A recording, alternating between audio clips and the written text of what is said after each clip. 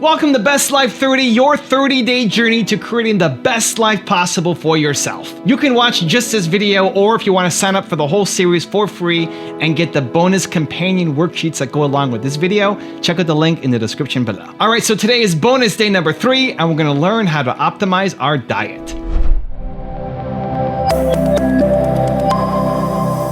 As I said, 70% of the time, people live in stress, and living in stress is living in survival. Now, all organisms in nature can tolerate short-term stress. You know, a deer gets chased by a pack of coyotes. When it outruns the coyotes, it goes back to grazing and the event is over. And the definition of stress is when your brain and body are knocked out of balance, out of homeostasis. The stress response is what the body innately does to return itself back to order. So you're driving down the road, someone cuts you off, you jam on the brakes, you give them the finger, and then you settle back down and the event is over and boom, now everything's back to normal. But what if it's not a predator that's waiting for you outside the cave, but what if it's your coworker sitting right next to you, and all day long you're turning on those chemicals because they're pushing all your emotional buttons. When you turn on the stress response and you can't turn it off, now you're headed for disease, because no organism in nature can live in emergency mode for that extended period of time. It's a scientific fact that the hormones of stress downregulate genes and create disease, long-term effects. Human beings, because of the size of the neocortex, we can turn on the stress response just by thought alone. We can think about our problems and turn on those chemicals. That means then our thoughts could make us sick. So if it's possible that our thoughts could make us sick, is it possible then our thoughts could make us well? And the answer is absolutely yes. So then, what are the emotions that are connected to survival? Let's name them. Anger, aggression, hostility, hatred, competition, fear, anxiety, worry, pain, suffering, guilt, shame, unworthiness, envy, jealousy. Those are all created by the hormones of stress. And psychology calls them normal human states of consciousness. I call those altered states of consciousness. So then we tend to remember those traumatic events more because in survival, you better be ready if it happens again. And when the survival gene is switched on, you could have 10 really great things that happen to you in your day. And you just have one bad thing that happens and you cannot take your attention off that unhappy thing because the survival gene is switched on. It's really interesting. How does epigenetics come into play in all this? Like, what's actually happening? You've talked pretty profoundly about proteins and like really at a deep level how we're signaling to our genetics to create these kinds of changes. What does that actually look like? Well, epigenetics, epi means above the gene. And many years ago, after the DNA helix was discovered by Watson and Crick, they said the blueprints of life, you know, all diseases are created from genes. It turns out less than 5%, more like 1% of people on the planet are born with a genetic condition like type 1 diabetes or Tay-Sachs disease or sickle cell anemia. The other 95 to 99% are created by lifestyle and by choices. You can take two identical twins, exact same genome. One dies at 51, the other one dies at 85. Same gene, different environment. So all of a sudden they said, we lied. That was wrong. It's not genes that create disease. It's the environment that signals the gene that creates disease. Well, okay, but that's not the whole truth too, because you could have two people working side by side in the same factory. One gets cancer after being exposed to a carcinogenic for 25 years. Both working for 25 years, the other one has no cancer at all. So there must be some internal order that would cause one person to not get it while another one does. So is it possible then, if the environment signals the gene, and it does, and the end product of an experience in the environment is called an emotion, can you signal the gene ahead of the environment by embracing an elevated emotion? We've done the research on this. We measured 7,500 different gene expressions in a group of people that came to an advanced event for 4 days. And we had them doing a seated meditation, a walking meditation, a laying down meditation, a standing meditation. And at the end of 4 days, just 4 days, The common 8 genes that were upregulated, 2 genes to suppress cancer cells and tumor growth, 2 genes for neurogenesis, the growth of new neurons in response to novel experiences and learning, the gene that signals stem cells to go to damaged areas and repair them, the gene for oxidative stress was upregulated. We started seeing all these genes that are very, very healthy to cause the body to flourish. Imagine if people were doing that for 3 months. We also measured telomeres, the little shoestrings on the end of DNA that tell us our biological age. We asked people to do the work, meditation, 5 out of 7 days for 60 days. Measure their telomeres that determine their biological age. 60 days later, 74% of the people lengthened their telomeres. 40% significant change. 20% a very remarkable change. That means that they got a little bit of their life back. If it had lengthened by 10%, they got 10% of their life back. We all talk about business all the time, but the aspect of health is the most important part, and nobody talks about it. Yeah. Nobody talks about it. And most businessmen and women, you go around and you're traveling all the time, and you know, it's Eating not whatever, easy to eat the best things. Then you're at 2 and 3 dinners a night. You're drinking because you're bored with a lot of people. You're drinking because you're happy because you're off. You know, you're not sleeping. You're in between climates and things of that nature. And then all of a sudden it implodes and you have nothing left. Yeah, it's crazy. Yeah. Do you have a schedule every day then for your health right now? I try, and I'm not perfect. I go back to the book often to look at all the things that I want to do. So, I'll give you an example. Sway, loves to say, hey, I get up and I bust down, 4 sets of 25 push-ups a day and gets my adrenaline running. I was doing that until I blew my shoulder out doing something else, right? Yeah. So now what I do, I was actually diving in Mexico and trying to embarrass my daughters with this dive, and I hurt my shoulder. I embarrassed myself. But all right. So now I have to adjust that. So what do I do now? Sit-ups all or right. something So else, maybe now after I will answer emails after when I do, but I'll be walking on the treadmill for 2 hours answering them. Later on. So I put the steps in. I'll do leg lifts. I'll do whatever the case is. But again, it's always adjusting, right? I'm not going to make an excuse. Oh, my arm's blown out, so now I can't do anything, right? Because Kyle Maynard climbed Mount Kilimanjaro with no arms, no legs. Boom. What the hell's wrong with me? I got something wrong with my shoulder here, and I can't work out. The single thing that helped me the most to click was not eating past 7:30. Now, depending on what time you go to bed, you're looking at that. I mean, not eating a grape, not a rice or a crispy, past 7:30. And the thing about it is, I started it at 7 o'clock, and then I was killing myself trying to get home. Oh, it's 7:26. I gotta get home.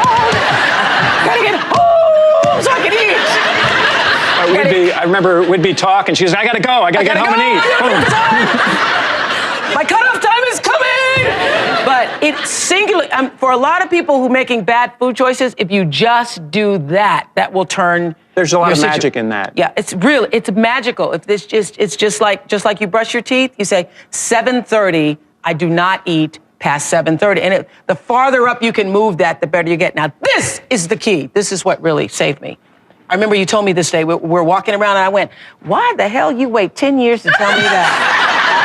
Okay, Bob said to me, when you cut off your eating at least 2 to 3 hours before you go to bed. He goes, that little gnawing feeling you get, that little gnawing where you feel like I need to eat something, he said, that is when you are going into your fat stores. And you can either feed that feeling, give it food, or you can say, oh, this is when my body is going into my fat stores, and it's gonna now eat the stored fat. That's what that feeling is.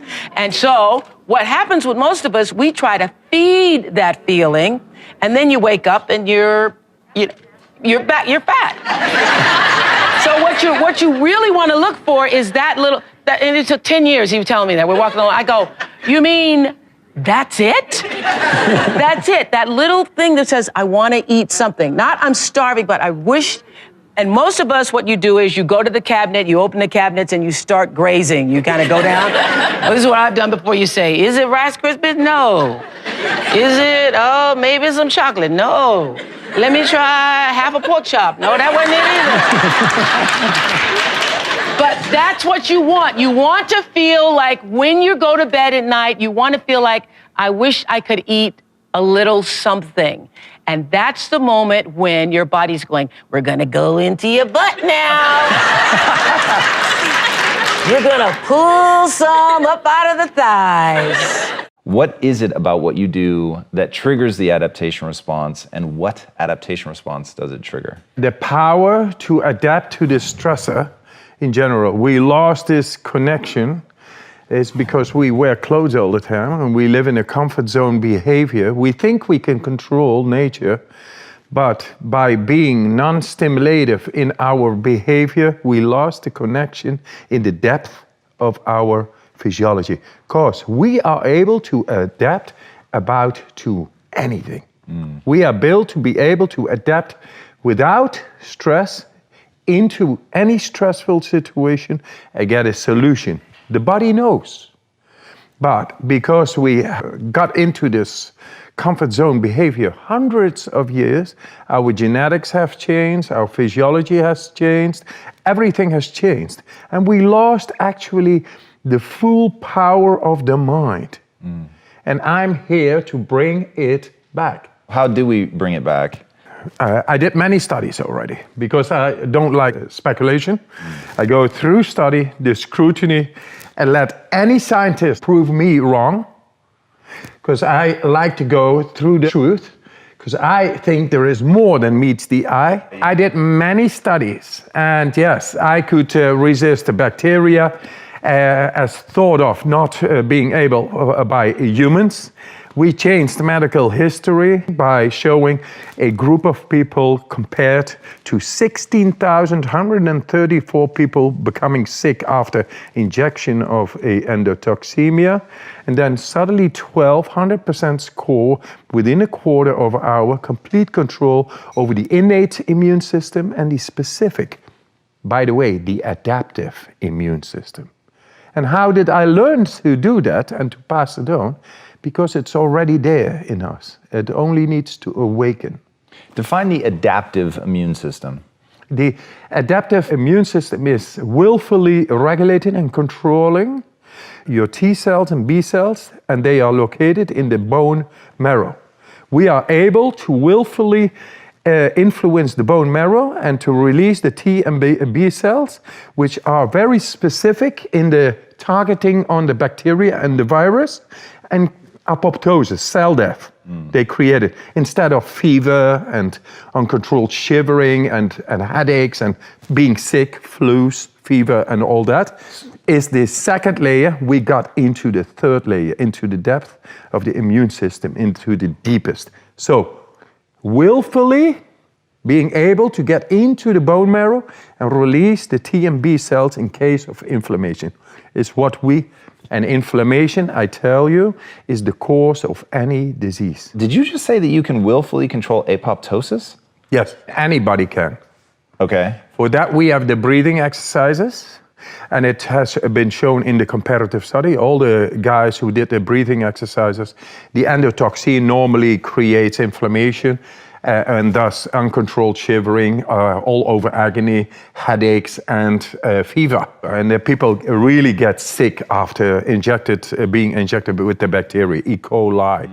And that's normal. But it was not normal to be able to inoculate that reaction. How did we do that? By breathing exercises that are like controlled hypoxia, where through the brainstem, the fight and flight suddenly activates the adrenaline and resets the body. And resetting the body is going past our comfort zone conditioning, going back in our primordial state, the way nature meant it to be, and that is being able effectively to battle dis-ease. Very simple, very effective, very accessible for any human in the world. And then we go a step further. A step further is the last study wherein I was exposed to cold water, and just by a thought I was able to make the skin temperature not going down while I was exposed to cold water on my skin, ice water. Your skin temperature didn't go down? Yes, and normally it goes down. That is what everybody thinks, isn't it? And yes, 74 people before me, they did it and they saw all the same graphics. It goes down after exposure to cold water, and when warm water comes up, then it goes up again and goes down, cold, warm, cold, warm, cold, warm. And then I did it, same. I didn't do anything. Why? Because I'm in command of my breath. And with that, I become in command of my alchemy. And I'm able then to send and to manipulate any part of my body. They looked inside the brain, and whereas normally stress comes on the body, and that could be cold, could be heat, but could also be emotion. Depression, bipolar, anxiety, fear, PTSD, trauma, it's all stress in the brain. And it gets inflamed. And we don't know how to break the loop.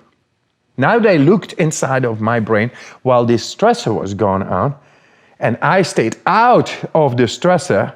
When the cold came in, I just stayed over there, and warmth, cold, warmth. I stayed in control. And then they looked inside the brain, and whereas normally the activity of the stress is highlighting the prefrontal cortex, the conscious brain, because it's cold. Oh, I feel bad because I'm divorced now, and this and that, and my business is gone, and whatever, stress, real stress. And then the insula, which is normally active, very activated, when you go into deep meditation, then the insula is becoming more red. And then this is blue because deactivates the normal daily consciousness. And the insula, the deep meditation is on. And blood flow goes in the deeper parts of the brain. Suddenly it becomes all active, and it's pleasant, it's nice, euphoric. If you go into the eyes, you're really not thinking about your mortgage or your wife or this or that. You're not going to picnic. You feel, the focus will be on your feeling. How to get this feeling into adaptation and to overcome whatever is coming. And it goes directly. And I tell you, the cold has been my teacher. I just followed the teacher, the feeling, learned to let go. Intuitively, I felt, I want to do this. I did yoga, I did kung fu, did all kinds of things, and great. But the cold is really merciless but righteous. And I was ready to go in. I felt intuitively, I want to go in because it has got something. I don't know what it is. And yes, I went in and I felt it. The connection was there beyond any word. And that's what I was looking for. This tapping into deeper parts of the brain, feeling, pure energy, feeling, power, innate, capacitated power we have to deal with that. I was looking for that. And since then, I went on and on and on and on. I did all these records and many more challenges. I did crazy stuff, really. Sitting all the night in your shorts outside in freezing temperatures and feel great. That is something, man. That is power. And I've been venturing and discovering more and more. And finally, I began to realize, but it's all in the mind. Oh, yes. So learning to let go in the right way, following your breath. The breath is able to prime the body, and then your mind, the neurology of the mind. If I'm able to make my skin temperature not going down while being exposed to ice cold water, skin temperature, that's power. And that power is the same power we can learn to embrace and awaken, in which we are able to tackle any stressor in the world. Any stressor emotionally and physically and mentally, whatever you come up, we are built to be able to oppose that, to get through and to learn and not to be afraid, because we have the power of the mind. It seems like there's two things to your method. Number one is the breath. So what I want to know is when you're breathing in the way that you're breathing, which there's a lot of great video on there that we'll link to in the show notes. So when you're breathing like that, why do you think that allows you to begin to reconnect to something that everyone will call the autonomic system, meaning that you don't have conscious control over it? How does that link it? Yes, very simple. These breathing techniques I've learned to do in extreme cold. So they are extremely effective. Very soon I was able to stay and prolong my time in ice water, feeling great. But is the breath just about oxygenating the tissues?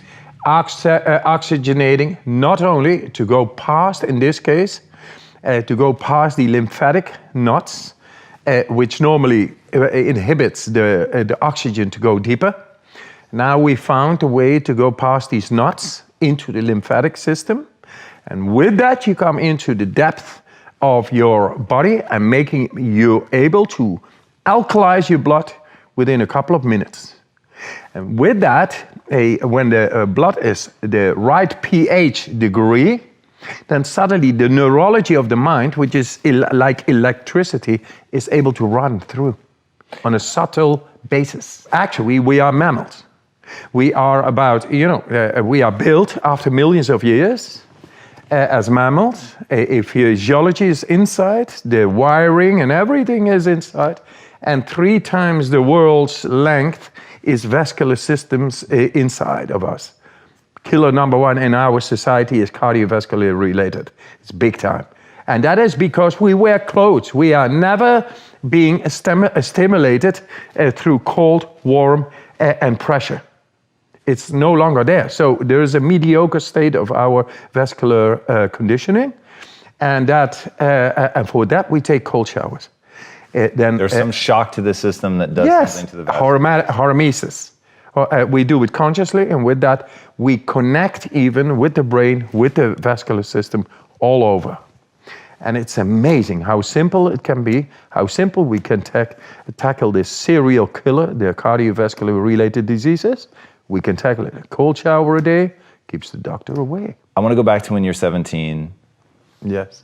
The ice water starts calling to you. And also, part of what makes this fascinating is you have an identical twin. Yes. So, one, it's fascinating that you guys took very divergent paths. So, if I understand right, you've begun to teach him your method. Yes. But when you're there at the water and it's calling to you, what is that? Like at 17, I know you'd been searching for like, I need this, whatever this is, I need it all to make sense. I need to connect to a God or something to fill me up, to let me connect to something bigger than myself. So you have that calling. I don't know what, but it is there and it is inside of me and it's more than meets the eye and all that. And it made me at age of 12, study psychology and going into Hinduism, Buddhism, and all kinds of esoteric disciplines. And when I was 17, I just had this feeling. And my twin brother, who is identical, is not able to do, only after my training to come up with the results. Because it's not genetical, it is trained. And so this one is able to be trained by anybody. God, the fact that you're an identical twin, it's like you're the perfect subject. I mean, it's literally crazy. You have an identical twin to be like the perfect control subject. Yes, absolutely. It's like 100% genetical score match, and he is not able to do it, and I'm able to do it. So they did certain kinds of experiments, and they saw this in scientific environment. That I was able to do things and he could not. And then later when I trained him, he was able to do about the same.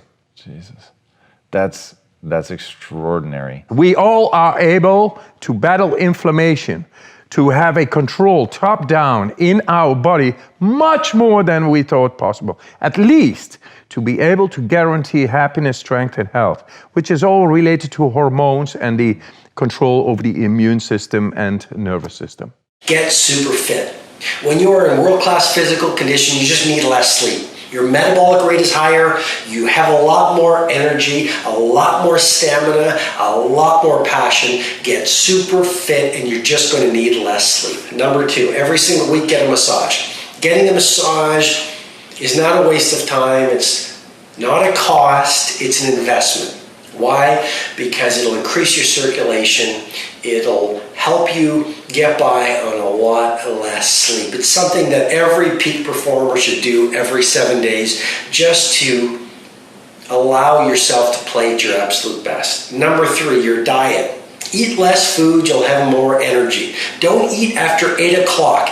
And eat every 4 hours, a little bit of protein, a little bit of carbs, but the real key is eat less food, manage your diet, you will need less sleep. The most common question I've been asked by the media my entire life that always makes me laugh is, well, don't you have bad days? Don't you have days when you're like frustrated and excited and pissed off and you watch TV and you eat Cheetos and watch pornography? And I said, well, I do some of those things, right? You know? And of course I do, but it's like an athlete. I built muscle over the years so that it's not that I don't have feelings, that I don't get hurt, I don't feel sad, I don't feel tired, I feel all those things, but they're not the dominant force in my life. It's a muscle. The mind is a muscle. Emotion is a muscle. I mean, I think the most powerful muscles are the invisible force muscles. It's your spiritual, emotional muscles. Like courage unused doesn't grow, it shrinks. So I put my ass on the line regularly so that it grows, and when it keeps growing, then pretty soon the stuff that used to make me crazy, it doesn't touch me. It's not that I'm so great, just I'm well trained. I've trained this mind. I get up every morning in my life, you talk about rebounder, more crazy shit I do is every morning in my life, if I'm near any of my homes, and some places I have cryotherapy, but my homes I have these cold plunges, and they're 56 degrees, and the first thing I do is jump in that cold plunge. So there's not a morning where I want to jump in that. I can't remember mornings like, I can't wait to jump in that thing. But I don't negotiate with myself. I do it for 2 reasons. One, there's a physical health component. It moves your lymph system, the blood flushes through your whole body. But the main reason I do it, even more than that, is when I go up there, I don't, you know how people negotiate, well, maybe we'll do it tomorrow, I'm gonna do this, or oh, let me wait 2 more minutes till I'm ready. There's none of that shit with me. For decades, I go, I say, we do. I'm not here to discuss this shit with my mind. There's mind, and then there's soul and spirit. And soul and spirit, my soul knows. And when I say jump, you jump. I'm not here to have a discussion with you. 30 and a half, I'm on this random flight, I'm just laying there, not feeling tired, not feeling lethargic, no cliche thing, no heartburn that I think I'm getting a heart attack, nothing. I'm just laying there and I'm saying, you know, if I treated my health the way I treated businesses, I'd win. And so I just started, actually, I remember what happened because I was like, doesn't feel right. I was thinking about my 40th birthday and I was thinking, you know, at 30, I changed my life. I went from the executor to, I need to go for it. If I don't do from 30 to 40, it's not gonna happen. So let me go for it in that decade. And I was like, what am I gonna do at 40? Weirdly, I don't feel the same pressure I did at 30. I think I'm on a better career path. Like I don't feel the angst to like, it didn't feel right to triple down on work. And so I said, health is nowhere close to where it should be. I'm the way I make fun of people in business, you're not doing anything right that's gonna help you long term. I'm not doing anything right with health. When I turn 40, I'm gonna get serious. So then a week later, I'm on a flight. Again, flights made me think. And I'm like, the f am I waiting to 40 for? I could do a lot of bad in this next 18 months. 39 in November, this is around May. And in November, I'm gonna go for it. And literally the next morning, I'm like, why? Among the first 5 ingredients, you shouldn't find sugar. Okay. Now, sugar's supposed to be eaten, of course, but it should come together with either fat or some element like fiber, as you would find in fruit, so you can absorb it a bit more slowly. So number one is sugar. So sugar is one of the first 5 elements in whatever it is you're buying. It's a no-no. It's a no-no. You want to avoid it. Okay. Now, even worse than sugar. Even worse than sugar. Is this. Look how appetizing that is. And that is? This is high fructose corn syrup. Oh, that's what it is. Now, it's very sweet. Yeah. But it's not very good for you. It's not good for you. Because it blocks the ability of a chemical called leptin, which is the way your fat tells your brain it's I'm there. full. Exactly. I'm full. Okay. So you don't want to have this is the thing that's blocking it, and so you just keep eating and eating until you're literally stuffed. Right. You know, it's not so much even the 150 calories in the soda pop. It's the fact that at that same meal, you will normally consume an extra 100 calories of food than you would have. Because of this? Because of this. Okay. High fructose corn syrup. Okay, got that. These are both carbohydrates. Yes. The third carbohydrate is this. Yes. This is White flour, flour, but it's enriched white flour. Enriched white flour. Now, why would they enrich flour? The reason they enrich it is because they already stripped out anything that was worth a darn in it, and they add a little bit back so it doesn't look so bad. Yes. It should be whole grain. Okay. The way it has its kernels, it has its B vitamins, all the things you want it to be in there. Whole grain's hip. It's in. It's in. Okay. It's in. Yeah. So these 3 are carbohydrates. Yes. Now let's move on down to the fun stuff. Okay. Now, big confusion about fats. Yeah, big. This is animal fat. Yes. Animal fat is saturated. Saturated fat is from 4-legged animals. Exactly. Good. If it's coming from a four-legged animal, it's saturated. So that means that these things can be solid at room temperature. Okay, lard. Think lard. Bingo. Saturated, think lard. Now, good oils. Good oils. Are liquids at room temperature. I'm repeating, so I'm putting it in my brain, you know? Good. Okay. Now, the thing about good oils is that they're not very stable. If you put a good oil into a cracker and try to store it on a shelf, it goes bad. Because good oils aren't very stable. So in order to deal with that problem, we took the good, healthy vegetable oils and we hydrogenated them. We added hydrogens to them. Okay, tell me that again. We took good, healthy oils, and in order to make them solid and make them so they wouldn't go bad in a year on a shelf somewhere, we added hydrogens to them. Hydrogens. Right. Hydrogen makes those flimsy things become rigid. And that's what'll make it stay on the shelf for a year. Well, it makes it solid at room temperature and solid on a shelf for a year. Okay. And that's this. Ah. Now, this should be liquid. It's obviously not. By the way, this is very good for your skin, and you can actually use this kind of material for furniture polish, lots of fun things. Yeah. But don't put it in you. I can use it on my feet. Some dry feet. Good. I'm thinking this is a great moisturizer for the bottom of my heels. This is nice, yeah. Okay. And this is what? What is this, lard? No, this is actually a hydrogenated oil. Okay. It's a material that is created so that you can keep that stored material on the shelf for a long time. Now, here's the big deal. When you have healthy oils and you cook with them, you oxidize them, you damage them. So the key thing to know about the healthy oils. And what are the healthy oils? Olive oil, sesame seed oil. All the ones that are liquid when they're flaxseed oil. When they're cold. Right. Some are better than others, but generally the ones I just listed, you know, canola oil, flaxseed oil, olive oil, these are all very healthy oils. But because they're healthy, they're very delicate. Yes. So you have to store them in a refrigerator, or at least cover them so they stay dark. Otherwise, they will oxidize, they will go bad on you. Oh, really? So this stuff is great because it doesn't go bad, but it's very bad for you. Okay. So the healthy oils, if you learn how to use them, take you a long way. Put some on my heels. And this is in a lot of things. This is the hydrogenated oil, correct? Yes, this is hydrogenated to make it solid.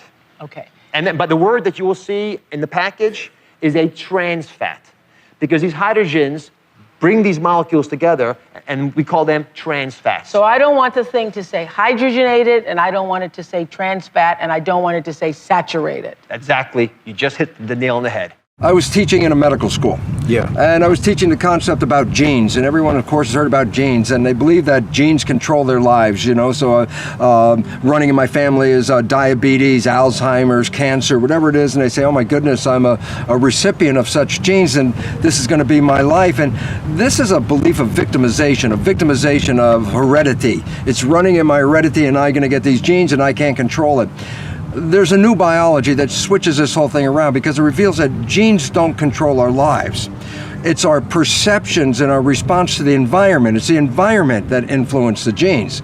Well, the relevance about that is, since we can change our perceptions and we can change our environment, then we're not victims, we're actually masters. But we have to know that. We have to really come from an understanding that we are creating our lives, because if your belief is you're a victim, its belief is translated into biology. You become a victim if that's what you believe. Yes, sir.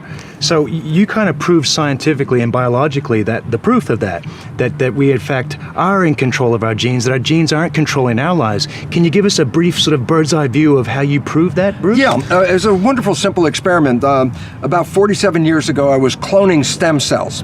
Now, about 47 years ago, there's only a handful of us in the whole world even knew what a stem cell is. A stem cell is an embryonic cell in your body.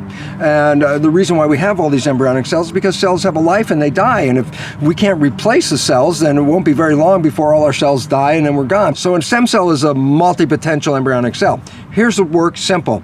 I get one stem cell, put it in a dish by itself, and it divides every 10 hours. So first 1, and then 2, 4, 8, 16, and the cells keep going. After a week, I've got 50,000 cells in the Petri dish. But here's the most important point. They all came from one parent. So there are 50,000 genetically identical cells. Okay, now here's the experiment. Yeah. I take that community and I break them up into 3 different petri dishes, and I change the environment a little bit in each dish. Now, cells are like fish. They live in a fluid, so I create like an aquarium with all the things they need to live in it. That's called the environment. And I change the composition of the environment a little bit in each dish, okay? What happens is in dish 1, I get muscle cells. In dish 2, I end up with a different environment, get bone cells. In dish 3, yet a different environment, I end up with fat cells. Well, the whole point was this. What controls the fate of the cells? And you say, well, genetics. I go, no. They were all genetically the same. Yes. So the fate of the cell wasn't determined by the genetics, it was determined by the environment, okay? And so the information in the environment is really what's involved with selecting our genes. So people say, well, okay, that's really nice. You got cells in a plastic dish. What the heck does that have to do with me? And I go, well, here's the fun part. You look in the mirror, Ty, you see this handsome guy looking back, you say, that's Ty, that's me, and I'm a single human being, a single organism. I go, a slight misperception for this reason. You are not a single entity. You are made out of 50 trillion cells. The cells are the living entity. You, by actual biological definition, you're a community. So you're a community of 50 trillion cells. And so the fun part is you're a skin-covered petri dish with 50 trillion cells inside. And you have an environment, a culture medium, and it's called blood.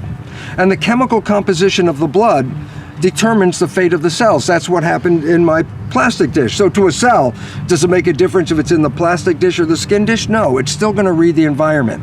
So I say, then the blood is the culture medium, and the composition of the blood controls the genetics.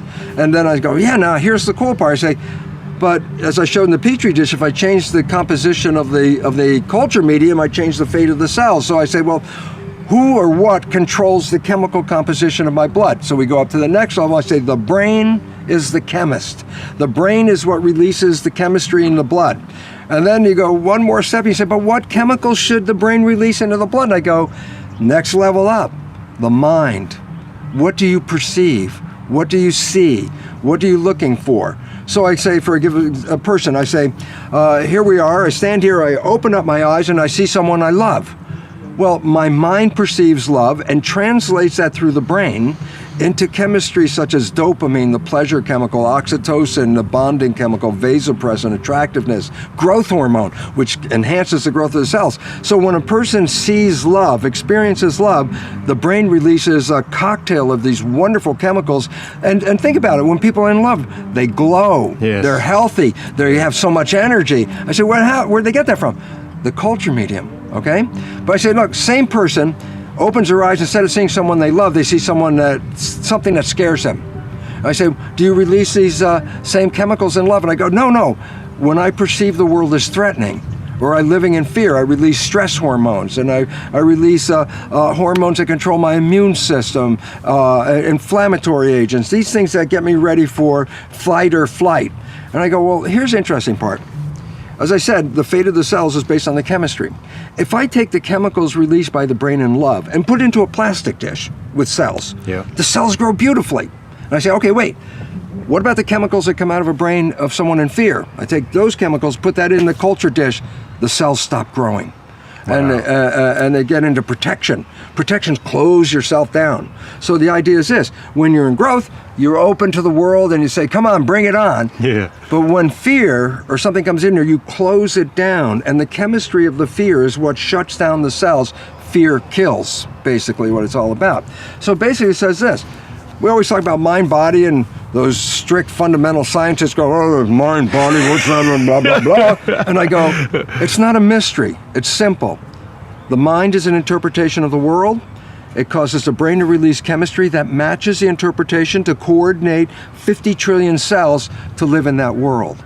It's your emotions, it's your perceptions, it's your beliefs.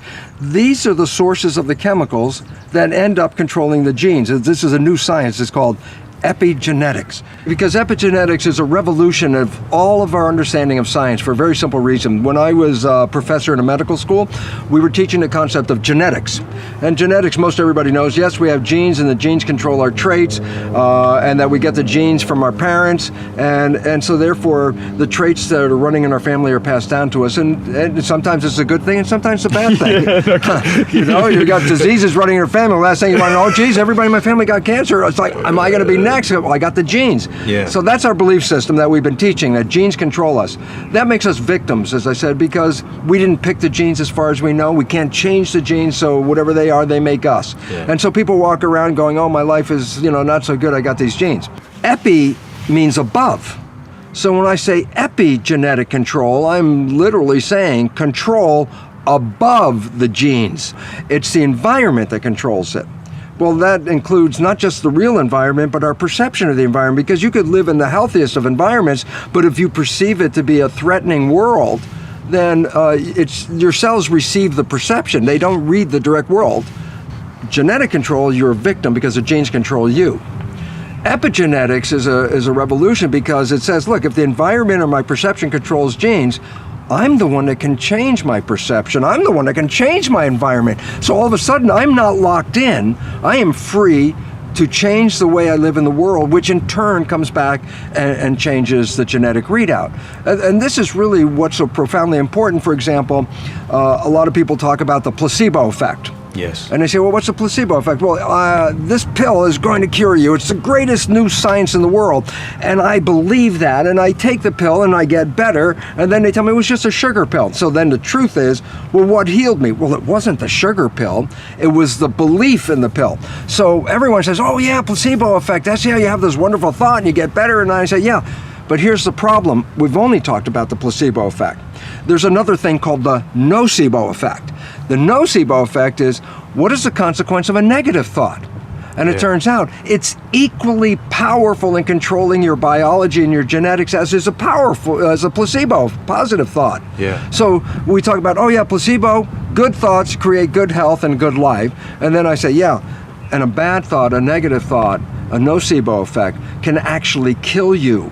It can cause a disease. If you believe you're going to get this cancer because everyone says you're going to get this cancer, and then your perception is sending cancer thoughts into your body, the chemistry that comes from the thoughts to the brain to the body is a chemistry that doesn't support health, but it'll actually lead to your own death. So all of a sudden, it's the power of your perceptions, positive or negative, that override your genetics. Well, this is most amazing because all of a sudden you look around and you say, but look at all those wonderful happy people. And look, they're not only just happy, they're also healthy. Yes. And the fact is, yes, they're sending in a chemistry that the cells will really thrive with. Now I've got a special bonus clip that I think you're gonna enjoy, but before that, it's time for the Best Life 30 questions of the day. It's not enough to just watch a video like this, you have to do something and take action in your life. So pull out your worksheets and answer these questions, and if you don't have the worksheets yet, you can get them for free by signing up for the series in the description below. Here we go. Question number 1.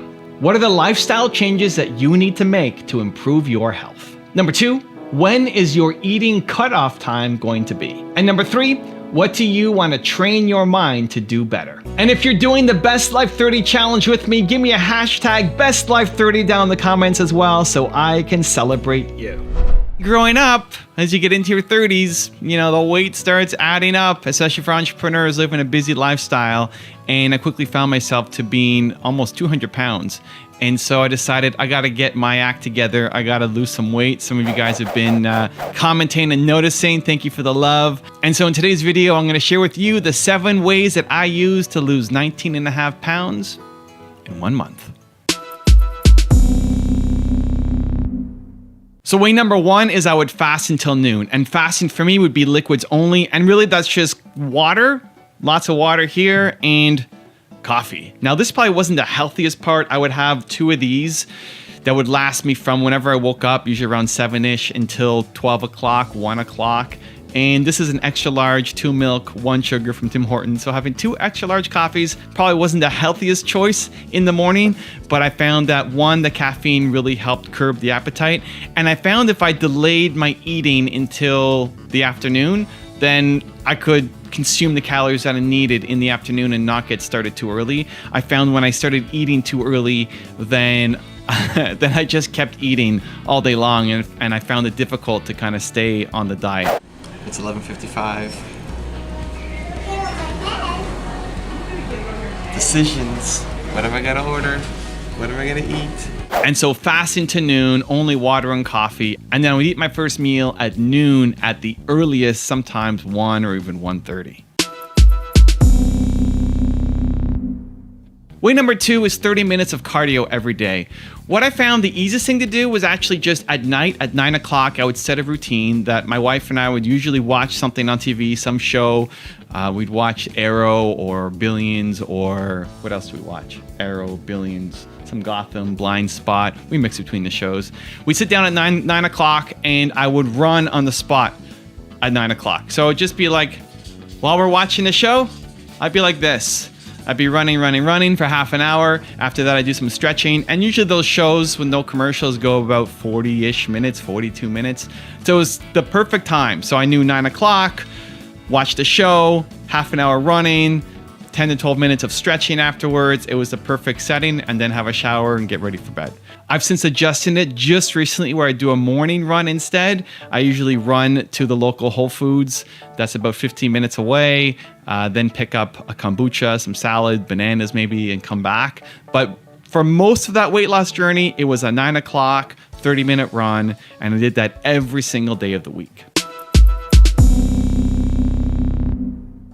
Way number 3 is I use the SEINFELD technique. And the SEINFELD technique is to print a calendar for the year. So here's mine, my calendar for the year. And basically every single day you want to mark it off with an X on the calendar when you've done that thing. And so for me, the 2 things I was tracking was running 30 minutes a day and fasting until noon. If I did that, I would get an X. And so the goal is to not break the chain. And so every single day I would get my X, and you can see here, I started this just before my May 21st date. So May 21st is what? Here somewhere. And up until June 21st, which is today. It's not quite noon filming this yet, so I can't mark it off. But that really helped just kind of stay on track, and you like to see the progress. And when you see those X's coming on, you don't want to break the chain, so you want to keep going every day.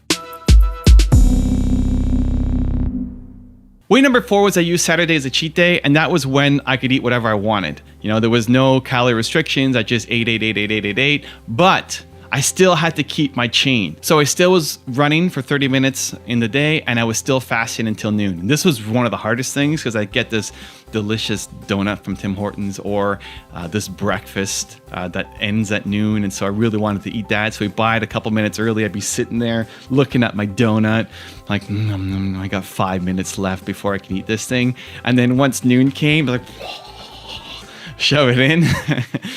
So Saturday is my cheat day, but I still am on my fast until noon. It's 15 minutes till noon, and I'm excited to dig into my Boston cream donut. This is going to be a brutal 15 minutes. I love it. So that really helped. It helps on a psychological level to have one day when you can eat whatever you want.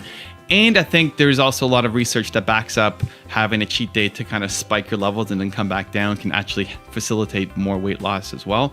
And so I found that really helpful, but I kept to my fasting until noon and running 30 minutes a day.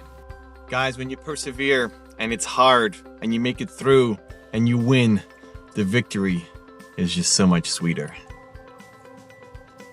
Oh my God, so good.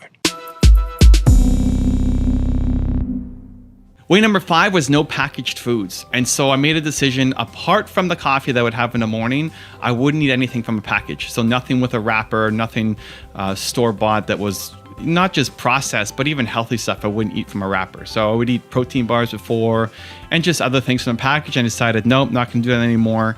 And most of my diet consists of fish. We don't really eat a lot of meat except on Saturdays, just fish and vegetables. Fish, vegetables, nuts, mostly assortment of whitefish, cod, different fillets, haddock, walleye, a bunch of stuff. Nina's been fantastic in helping kind of prepare all the foods, and it's great having a partner on this journey. So she's eating basically the same stuff I am.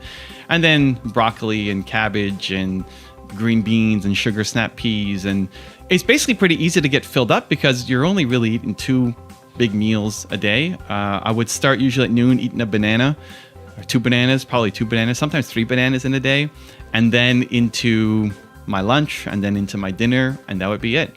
I would snack on nuts and everything basically not from a package, trying to stay healthy, try to stay clean, and it's really helped with the weight loss. Way number 6 is use MYFITNESSPAL. MYFITNESSPAL is an app that allows you to track your calories, and I'll load it up here to show you guys. So what you can do is put in the foods. Can you see? Can you see? Can you see? Anyway, what you can do is they have goals. This is a free app that's put out by Under Armour. I think it's Under Armour. You can put in your goals of how high you are, like how high you are. You pick how tall you are, what your goal is for weight, and how quickly you want to achieve it. And then it'll give you a calorie target. And then you can enter in your food, and it gives you a sense of what every single meal looks like. And so if you're eating an avocado, you might think that's really healthy, but has a lot of calories. And so just being able to balance it out. If you are educated to know what is in your food, there are days that I will go to Tim Hortons and get a crispy chicken sandwich, which is fried chicken and bread, and fairly high calories, like 540 calories, something like that. But it fits within my day. And so just educating yourself on how many calories are in each meal is great. It has a barcode scanner. So if you are eating out, then you can easily find most of the foods at the major chains. If you are eating anything from a package, you can barcode scan it and it'll tell you the nutritional breakdown on it. And it'll tell you how much you should be eating in terms of protein, fat, and carbohydrates, and then you can see, am I matching up? And I think the biggest thing for me was just recognizing the difference in the foods and educating myself so that I could eat more appropriately and match my intake to where I should be. And so why we do a lot of fish is because it's insanely high protein, so you get your protein targets easily, and not a lot of calories. And so if you're eating that, it's a lot easier to fill up your day with other stuff that you want to eat because you're hitting your targets at a really low calorie level. So I would highly recommend checking out MyFitnessPal, free to use. And there's a premium program that you can upgrade to. I don't use it, but you can, and it'll help you on your journey. And way number 7, this is the most recent thing that I'm doing. I'm trying to substitute out coffee for kombucha. And so kombucha is supposed to be super healthy, full of probiotics, got a whole bunch of stuff floating around in it. And I do my morning run to Whole Foods, pick up a kombucha. I am now between one kombucha and no coffees to one coffee a day. And I'm slowly starting to substitute out the coffee for kombucha. During the week, the coffee is the only thing really in my diet, apart from Saturday, that is junky, that is not healthy, that is from a box, that is packaged. And so I want to slowly reduce that and replace it with the kombucha. And then on weekends, Saturday only, eat whatever I want. And so those are the 7 things that's really helped me on my weight loss journey. Again, at the beginning, I never thought I had to worry about it. Growing up, was always super skinny and always healthy. And at some point, life catches up with you and you got to decide to invest in yourself and be healthy. If you want to join the BestLife30 challenge and get the free worksheets, click the link right here below me. Or if you want more videos on how to optimize your diet, check out the playlist right there next to me. Continue to believe, and I'll see you there.